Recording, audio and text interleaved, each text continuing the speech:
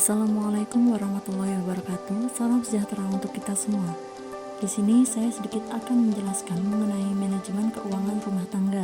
Mengelola keuangan keluarga itu merupakan salah satu kunci dari kesuksesan keluarga. Karena tentunya pengelolaan keuangan ini jauh lebih rumit daripada kita mengurus keuangan sendiri atau pribadi. Karena ketika kita mengurus keuangan keluarga, itu bukan hanya keuangan kita sendiri saja yang diurus, tetapi juga keuangan dari suami, misalnya istri, dan juga anak-anak. Yang mana ketika kita salah mengelola, maka kita akan mengalami masalah keuangan. Bahkan keuangan kita itu bisa habis sebelum tempo atau jatuh tempo. Biasanya kan temponya itu sebulan lah misalnya gitu. Nah, kalau misalnya kita salah mengelola, ya keuangan itu tidak akan cukup untuk waktu 1 bulan. Bahkan di akhir bulan mungkin sudah kehabisan uang jika pengelolaan keuangannya itu salah. Nah, di sini ibu rumah tangga itu didorong untuk lebih kreatif dan tentunya lebih hati-hati untuk mengelola keuangan. Karena mengelola keuangan itu ya seperti mengatur pengeluaran dari dana operasional atau cicilan-cicilan, lalu uang sekolah, uang untuk liburan, untuk bantuan sosial, untuk jajan atau untuk traveling dan lain sebagainya, yang mana membutuhkan kehati-hatian untuk keberlangsungan rumah tangga, yang mana keberlangsungan tersebut itu tergantung dari pintarnya untuk mengatur keuangan. Nah, berikut ini ada beberapa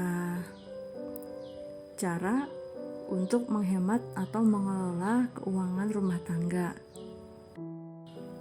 Cara yang pertama, kita harus mengetahui secara lebih detail mengenai pemasukan rumah tangga itu apa saja dan juga pengeluaran rumah tangga itu apa saja. Yang mana pemasukan dan pengeluaran itu kan berasal dari pendapatan kita. Jadi pertama kita harus menghitung nih berapa pendapatan yang kita terima setiap bulannya. Lalu kita menghitung pengeluaran rutin dalam rumah tangga itu seperti apa aja. Misalnya kayak tagihan listrik, terus telepon, terus juga air misalnya, terus belanja bulanannya itu berapa, terus tagihan lainnya itu berapa. Nah, itu kita jumlahkan dulu baru kita ketemu pengeluarannya. Jadi bisa lebih dipastikan kalau pengeluaran itu jangan sampai lebih besar daripada pemasukan. Karena kalau misalnya kenyataannya betul pengeluarannya lebih besar daripada pemasukan, itu nanti akan bermasalah keuangannya dan memang itu harus segera diatasi atau mencari jalan keluar atau solusi dari masalah tersebut. Cara yang kedua yaitu kita bisa memangkas kebutuhan yang tidak terlalu penting. Ketika kita membuat catatan rutin dari kebutuhan rumah tangga, tiap bulannya pasti ada beberapa dana yang akan disimpan. Dan juga kita bisa melihat rencana-rencana yang akan kita beli atau rencana keuangan. Nah, di sini ketika kita sudah membuat catatan, pasti kita bisa memilih nih mana yang memang kebutuhannya itu sangat penting dan mendesak untuk dipenuhi, dan juga mana kebutuhan yang tidak cukup mendesak dan tidak harus dipenuhi saat itu juga, atau istilahnya bisa ditunda. Nah, ketika kita menemukan kebutuhan-kebutuhan yang tidak terlalu mendesak dan bisa ditunda, kita bisa memangkas anggaran tersebut dan itu bisa dialokasikan untuk kebutuhan yang lainnya. Dalam artian kita jangan sampai terlalu hemat atau juga jangan sampai terlalu pelit. Nah, di sini ketika kita tadi memangkas kebutuhan yang menurut kita itu tidak terlalu mendesak dan juga tidak dapat dipenuhi saat ini atau istilahnya bisa ditunda untuk beberapa waktu ke depan, nah kita bisa menggunakan anggaran tersebut untuk memenuhi kebutuhan yang lainnya, misalnya untuk bersenang-senang dengan keluarga, lalu bisa berjalan-jalan atau traveling kemanapun dengan menggunakan kebutuhan itu. Jadi anggaran yang sudah dipangkas itu bisa dialokasikan untuk kebutuhan yang lainnya, entah itu untuk investasi atau untuk jalan-jalan atau kemana atau untuk apa, seperti itu. Yang selanjutnya, kita jangan menunda untuk membayar kewajiban. Jadi istilahnya kalau kita punya utang atau kewajiban yang harus kita bayarkan, jadi segeralah kita membayar sebelum uang kita itu habis. Karena kalau semua utang atau kewajiban kita itu sudah diselesaikan, maka pengelolaan uang untuk kebutuhan sehari-hari atau kebutuhan yang lainnya itu akan lebih mudah. Karena kalau utang atau kewajiban kita itu belum dibayar, itu akan menjadi beban bagi kita. Dan jika itu semakin ditunda, ya kita akan menanggung konsekuensinya itu sendiri.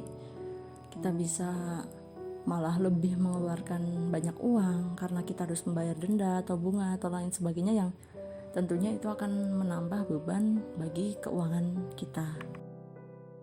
Cara yang keempat yaitu menabung dan juga memiliki investasi. Nah, setiap bulan ketika kita mendapatkan pendapatan atau menerima pendapatan, pastikan kita menyisihkan uang untuk tabungan dan juga investasi, yang mana tabungan itu dan investasi bisa digunakan di masa mendatang, entah itu sebagai dana darurat atau dana-dana untuk kebutuhan yang mendesak atau kebutuhan yang lainnya di masa mendatang. Yang mana ketika kita konsisten dalam menabung, kita bisa memiliki rencana di masa mendatang, sehingga tujuan-tujuan atau rencana-rencana yang akan dilakukan di masa mendatang itu bisa terlaksana dengan baik ketika kita konsisten setiap bulannya untuk menabung, yang mana kita bisa menikmati jerih payah, kita bisa menikmati buah dari kesabaran dan konsistensi dari menabung. Yang selanjutnya tentang investasi. Di sini investasi itu bisa dilakukan karena investasi itu banyak pilihannya. Bisa seperti reksadana, obligasi, saham, properti, tanah, dan emas. Tapi untuk saat ini biasanya ibu rumah tangga atau rumah tangga itu memiliki investasi berupa emas dan juga tanah atau bahkan properti.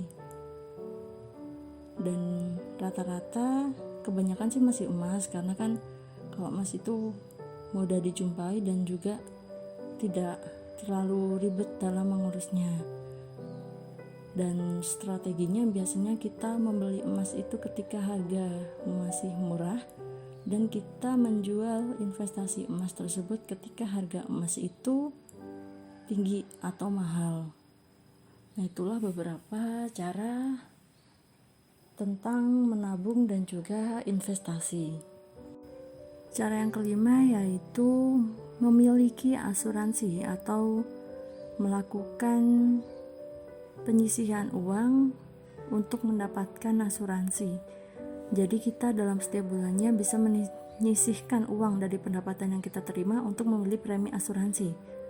Dengan asuransi berarti kita bisa meminimalisir resiko yang akan terjadi, dan itu bisa dialihkan pada pihak asuransi. Jadi ketika terjadi resiko atau masalah apapun, maka keuangan keluarga itu tidak akan terguncang karena kita memiliki asuransi. Apalagi kita sudah memiliki tanggungan anak misalnya. Jadi memang sangat penting untuk memiliki asuransi.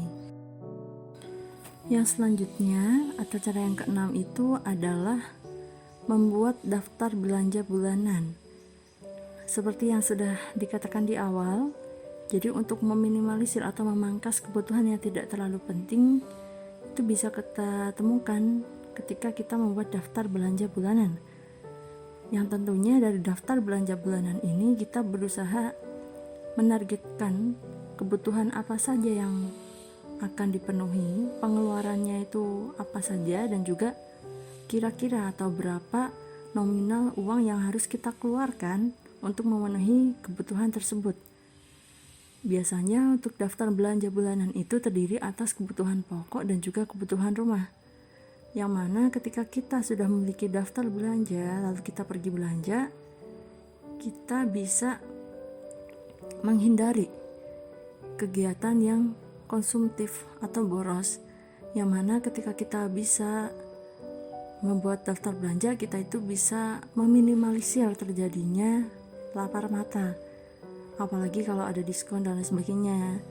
Kalau misalnya kita nggak membuat daftar belanja bulanan, belanjanya itu akan lebih daripada apa yang sudah kita rencanakan, dan biasanya yang terbeli itu adalah kebutuhan-kebutuhan yang sifatnya itu tidak terlalu penting atau bahkan hanya sekedar menuruti keinginan saja. Nah, ketika daftar belanja bulanan itu kita bawa, kita bisa mengecek harga, lalu mengecek diskon atau sebagainya, sehingga tentunya kita bisa lebih hemat uang. Dan juga ketika kita belanja dengan kartu kredit, pastikan dulu kartu kreditnya itu cocok untuk kita belanjakan di swalayan agar kita mendapatkan cashback dan juga potongan-potongan yang lainnya yang sesuai dengan kartu kredit yang kita pakai. Yang terakhir itu adalah kita bisa mengurangi kebiasaan jajan, yang mana jajan itu kan termasuk pengeluaran yang tidak bisa kita elakkan, karena memang kita tidak bisa menolak untuk jajan. Apalagi kalau misalnya kita sendiri atau keluarga kita itu, keluarganya itu gemar traveling untuk berwisata kuliner atau sekedar makan di luar dan lain sebagainya. Jadi tidak heran kalau misalnya keuangan dari rumah tangga itu bisa habis karena kebiasaan jajan yang tidak terkelola dengan baik. Nah, kita bisa melakukan penghematan, bukan menghapus anggaran untuk kebiasaan jajan, mungkin lebih tepatnya kayak menghemat atau memangkas, tetapi tidak memangkas secara keseluruhan, jadi dikurangi anggarannya atau bagaimana, itu kita bisa hemat seperti itu. Kita bisa juga untuk menggunakan promosi-promosi dari kartu kredit. Kalau misalnya kita menggunakan kartu kredit di restoran atau tempat makan tertentu, selama itu masih sesuai dengan budget atau anggaran dari keluarga. Dan ketika kartu kreditnya itu sesuai dengan yang ditawarkan dari tempat makanan tersebut atau dari tempat makan tersebut, mungkin bisa mendapatkan seperti diskon dan cashback, sehingga kita bisa menikmati makanan di tempat tersebut dengan keluarga tanpa boros dan juga mengeluarkan uang yang lebih banyak. Jadi itulah beberapa cara yang dapat dilakukan untuk memanajemen keuangan rumah tangga sehingga pengeluaran dapat terkendali dengan baik dan bisa melakukan menabung dan juga berinvestasi yang digunakan untuk kebutuhan di masa mendatang. Itu saja yang bisa saya sampaikan. Banyak salah dan kurangnya saya mohon maaf. Terima kasih atas perhatiannya. Wassalamualaikum warahmatullahi wabarakatuh.